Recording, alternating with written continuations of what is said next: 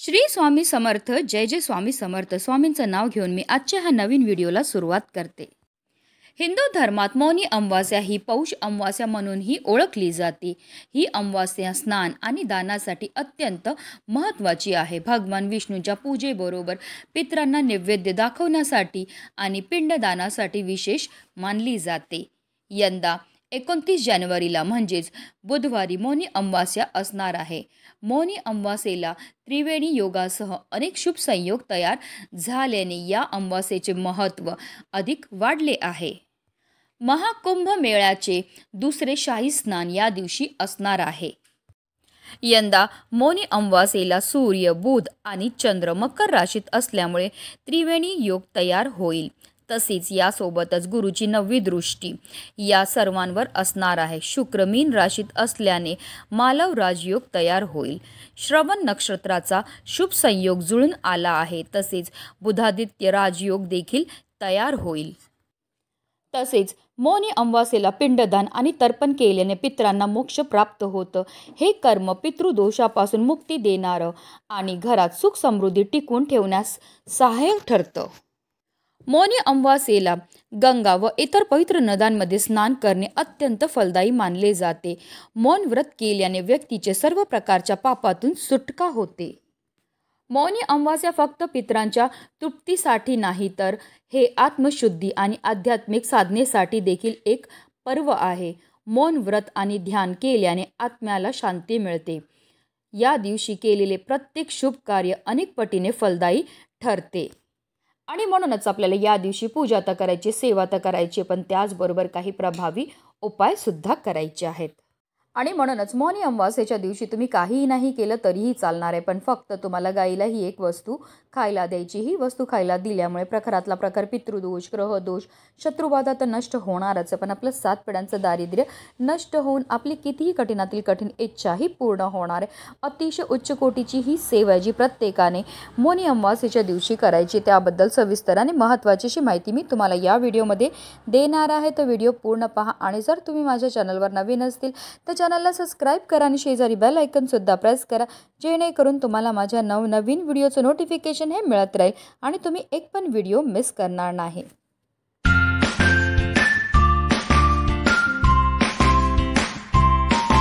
मौनी अमावास्येच्या दिवशी आपल्याला ब्रह्ममुहूर्तावर उठायचं आणि ब्रह्ममुहूर्त हा सकाळी 5:30 पासून ते 6:22 पर्यंत असणार आहे. या काळातच आपल्याला स्नान ही करायची आहे. या काळात केलेल्या स्नानामुळे आपल्याला देवी देवतांचा आशीर्वाद हा प्राप्त होतो.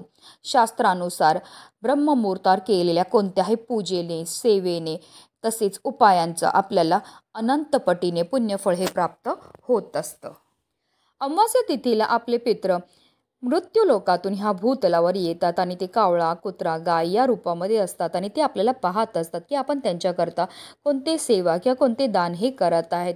आणि जर आपण मौनी अमावास्येच्या दिवशी ही गोसेवा केली तर त्यामुळे आपले पित्र हे आपल्यावर भरभरून प्रसन्न होणार आहेत आणि आपल्याला सुखी संसाराचा ते आशीर्वाद देणार आहेत. तसेच अमावास्या तिथीला माता लक्ष्मी ह्या भूतलावर जागृत अवस्थेत असते आणि ती पाहत असते की कोणते भक्त तिच्याकरता कोणते सेवा किंवा कोणते उपाय हे करत आहेत. आणि जो भक्त खऱ्या मनाने, खऱ्या श्रद्धेने माता लक्ष्मीची पूजा करतो, सेवा करतो, आराधना करतो, त्या भक्ताचं घर सोडून माता लक्ष्मी कुठेही जात नाही. आणि हिंदू धर्मामध्ये गाय, गंगा आणि गायत्रीला अनन्यसाधारण असं महत्त्व आहे. गायीचा जन्म हा समुद्र मंथनातून कामधेनू गायीच्या रूपामध्ये झाला होता. त्याचबरोबर माता लक्ष्मीचा जन्मसुद्धा समुद्र मंथनातूनच झाला होता. म्हणूनच गायीला माता लक्ष्मीचं स्वरूप सुद्धा म्हटलं जातं. गाय 11 रुद्रांची आई आहे, 8 वसूंची कन्या आहे, 12 आदित्यांची बहीण आहे आणि अमृतरूपी दूध देणारी आहे. आणि जो व्यक्ती गोसेवा करतो त्याच्या सर्व मनोकामना तर पूर्ण होतातच होतात,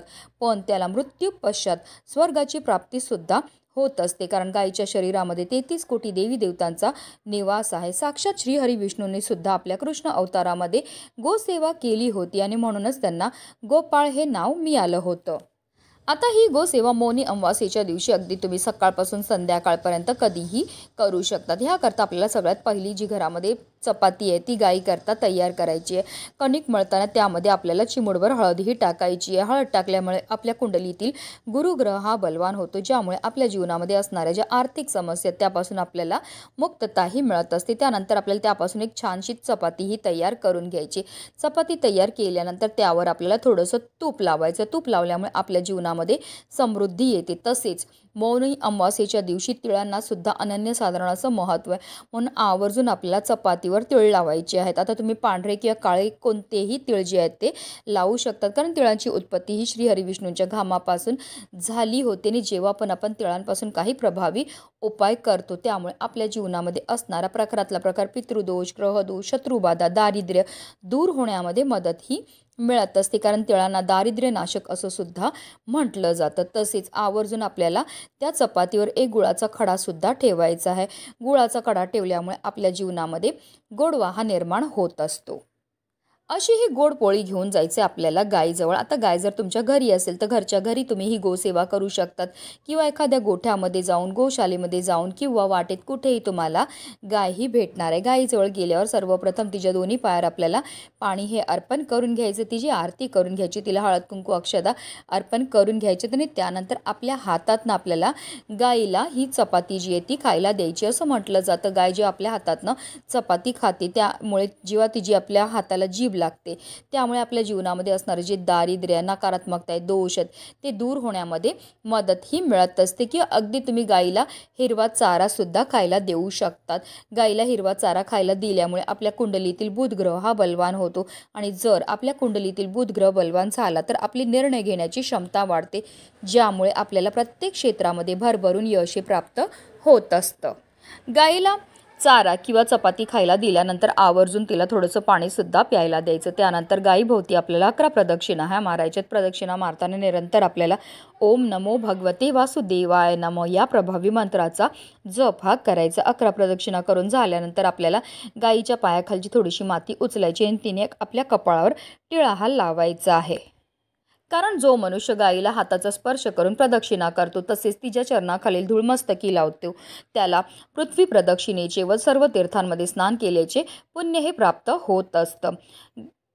त्यानंतर आपल्याला आवर्जून जर गाय हाताचा स्पर्श करून देत असेल तर गायीला हात लावून आपल्याला आपल्या मनातली इच्छाही बोलायची. अतिशय उच्च कोटीची ही सेवा केल्यामुळे आपल्या जीवनामध्ये असणारा प्रकारातला प्रकार पितृदोष, ग्रहदोष, शत्रुबाधा, नकारात्मकता, इडापिडा तर नष्ट होणारच, पण आपलं 7 पिढ्यांचं दारिद्र्य नष्ट होऊन आपली कितीही कठीणातील कठीण इच्छा ही साक्षात श्री हरिविष्णू आणि माता लक्ष्मी पूर्ण करणार आहेत. म्हणूनच व्हिडिओ जास्तीत जास्त लोकांपर्यंत शेअर करा, जेणेकरून प्रत्येकाकडनं ही गोसेवा झाली पाहिजे हीच मनामध्ये इच्छा. श्री स्वामी समर्थ. जय जय स्वामी समर्थ.